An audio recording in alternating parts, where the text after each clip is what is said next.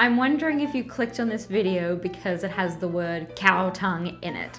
I hope that's the reason, because this is going to be a super fun video and even more casual than my usual videos. I'm going to share some personal stories in here, and the goal of this video is to help put yourself in your child's shoes, which parents so often have a difficult time doing. But when you can do that, you actually take yourself down to your child's level and can really see things from their perspective in a very different way that's much more helpful for the feeding journey. So here we go. Tongue, cow tongue. Are you totally grossed out by that? In this video, I'm going to just read some of the responses I got when I posted on Instagram that I had cooked a cow tongue in my family. I asked my audience, would you eat cow tongue? And I had a lot of answers. I'm just going to read out some of them. One of the responses was, ew. Another one was, I'll try almost anything once. Several people said that they would try it for sure. This person says, I've seen people eat it, but it does gross me out. I would try it if it was served to me. This person says, to me, eating something that used to taste things for someone else is blah. Fair enough. Someone wrote about the texture.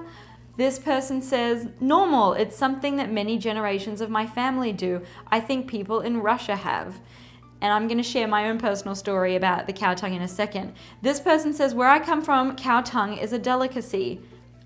This person says, I had cow tongue tacos. My reaction before trying was ew, but overall it was unremarkable. This person says, the idea of eating tongue grosses me out. I would not try. A lot of different meats freak me out. This person says, it's just a muscle like other types of meat. I'd try it. I'm going to skip ahead here. This person says, organ meat is very good for you. In the Middle East, it's very traditional food. This person says, lengua tacos are bomb, but whole tongue on a plate is a-okay. This person says, mind over matter, but if I know I'm eating it. This person says, yuck, no, no, no way, with the vomiting emoji. Somebody else said, no, that's gross. So you kind of get the idea here. Most of the people out of the many, many responses I got were kind of grossed out by it. And I totally get that. So I want you to put yourself in your child's position here. Imagine if someone served you a plate of tongue meat and told you that that's what was for dinner. And if you are someone who's watching this and is like, oh my gosh, that is disgusting, I'm not going to eat that. That's how your child feels sometimes too. This is a new food for you if you haven't had cow tongue before, or if you have had it before, think of something else, like maybe you've never had chicken feet or intestine or liver or something else that is unusual. And how would you feel if you were pressured to eat it, or somebody put your fork into it and put it up to your mouth? It wouldn't feel terribly good. So in my husband's family, he grew up eating tongue, and I never did. And the first exposure I had to tongue was probably when I was about 18 years old, and I went to my mother-in-law's house and she told me that she was making tongue. And I was like, that's different.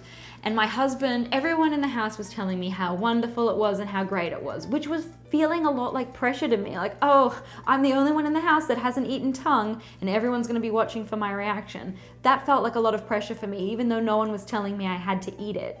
But there was still, those words are pressure. So take a pause here and think if there's any time that you've talked to your child in a way that could be pressure, even if it's not telling them they have to eat it, saying, this is delicious, you're gonna love it, or oh, everybody in the family loves this. That's pressure and it doesn't feel really good. What I can tell you is I did try the tongue and I did like it. It tasted really nice. The texture's a little different, but really it's quite tender and delicious. Wonderful. So I tried the tongue and now I really like it. But what I can tell you about something else is if my mother-in-law had not told me it was tongue and told me it was, brisket or something, and then after I ate it told me it was tongue, well, I think you can, based on the way I'm talking to you, I think you'll understand that I would have been pretty taken aback that I was lied to about what the meat was and kind of coerced in a way to eat it, it would not have felt very good. And maybe you watching out there have something that you can relate to this, where it has happened to you that way and it really doesn't feel good. You feel violated, that you've put something into your body and you were lied to about what it was. And that's why I have another video about why I don't recommend hiding foods in your child's food, or hiding things in your child's food, because they don't know it's there. The last little thing I wanted to talk about was when we eat tongue as a family. My daughters are under 4 and 2, so they don't really have much of a preconception of, ew, tongue gross. They eat it, and we just talk about it as we would with any other meat, and we say, yeah, you know, this animal has died for us, and it's the responsible moral thing to do to eat all parts or use all parts of the animal. And by eating the tongue, that's you're honoring the animal, and it died, so it is the right thing to eat and utilize as much of the cow as you possibly can. So I really hope that in this video, you've been able to put yourself into your child's shoes. This is something that I work on a lot with my one-on-one clients, and in my course as well, is how do you...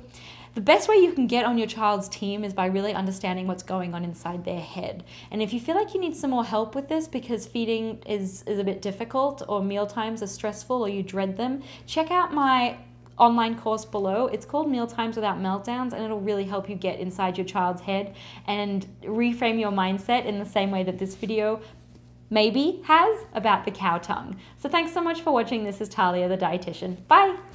I really hope you enjoyed that video. Here are a couple more, and I will have a new video coming every week, so please subscribe.